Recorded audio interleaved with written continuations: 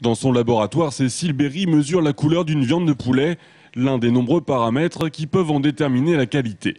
La couleur de la viande est très importante puisqu'elle va être finalement reliée à l'ensemble des autres caractéristiques de la viande, puisqu'en fonction d'une couleur qui va être plus ou moins pâle, on va pouvoir savoir si une viande va être adaptée à la transformation par exemple en jambon, si elle va retenir l'eau, ou alors si elle va être tendre ou plutôt dure après cuisson. À l'INRA, l'Institut national de la recherche agronomique, l'équipe de recherche avicole composée d'une 60aine de scientifiques travaille sur deux aspects, les connaissances en biologie de l'oiseau et les connaissances favorisant la qualité d'une production avicole. Nos mesures ont permis de bien caractériser la viande en fonction du type de production et effectivement ont confirmé que la viande n'était pas la même, notamment sur le plan gustatif, quand on consommait des poulets, je vous dis fermiers, qui sont quand même très appréciés encore en France, et des poulets dits standards. Les différents relevés de couleur, de pH, de dureté ou encore de perte en eau permettent d'étudier la physiologie des animaux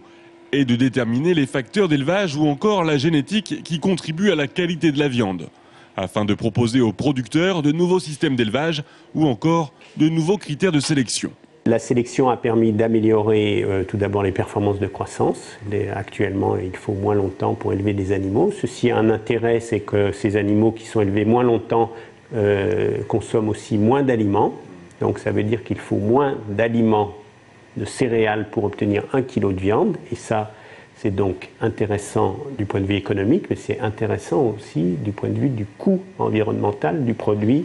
Toutes ces études sont déterminantes pour que les filières avicoles françaises restent compétitives, tout en assurant la qualité sanitaire des produits, leur diversité et le bien-être de l'animal et de son environnement. Un équilibre que l'on sait aujourd'hui aussi crucial que fragile.